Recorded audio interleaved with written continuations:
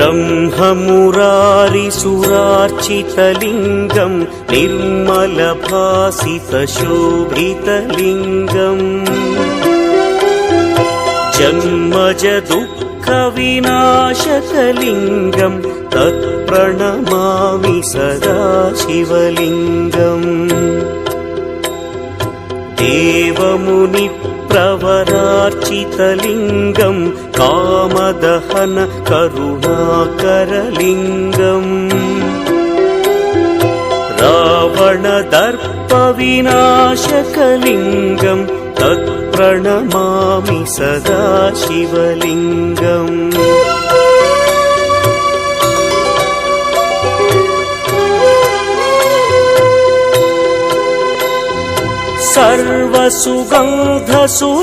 सर्वसुगन्धसुलेपितलिङ्गं बुद्धिविवर्धनकारणलिङ्गं सिद्धसुरासुरवन्दितलिङ्गं तत्प्रणमामि सदा शिवलिङ्गं कनकमहामणिभूषितलिङ्गं फणिपतिवेष्टितशोभितलिङ्गम्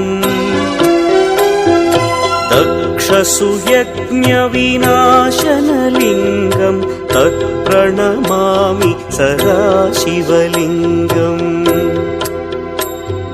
कुङ्कुमचन्दनलेपितलिङ्गं पङ्कजहार सुशोभितलिङ्गम्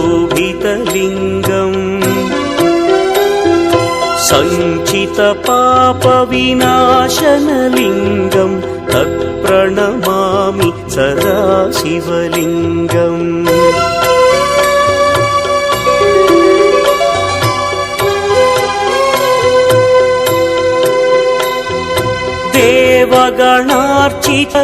देवगणार्चितसेवितलिङ्गं भावैर्भक्तिभिरेव च लिङ्गं दिनकरकोटिप्रभाकरलिङ्गं तत्प्रणमामि सदा शिवलिङ्गम् अष्टदलोपरिवेष्टितलिङ्गं सर्वसमुद्भवकारणलिङ्गम्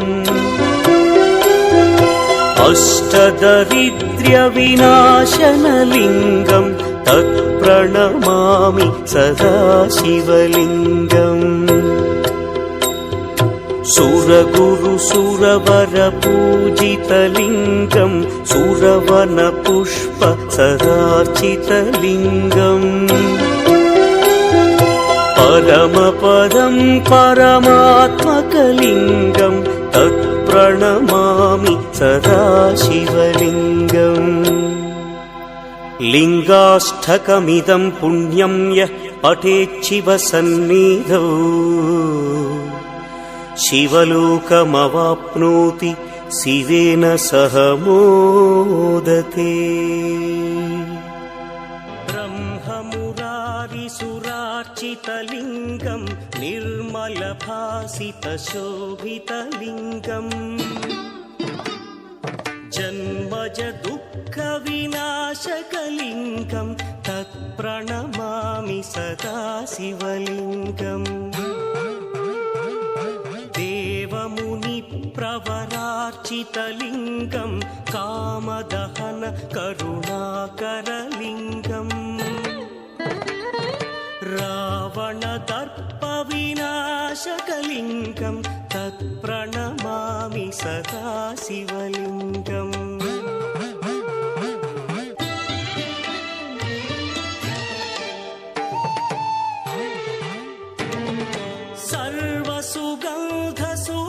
सर्वसुगन्धसुलेपितलिङ्गं बुद्धिविवर्धनकारणलिङ्गं सिद्धसुरासुरवन्दितलिङ्गं तत्प्रणमामि सदा शिवलिङ्गं कनकमहामणिभूषितलिङ्गं फणिपरिवेष्टितशोभितलिङ्गम्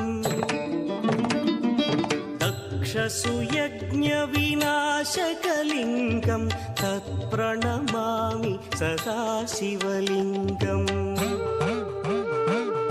कुङ्कुमचन्दनलेपितलिङ्गं पङ्कजहार सुशोभितलिङ्गम् सञ्चितपापविनाशकलिङ्गं तत्प्रणमामि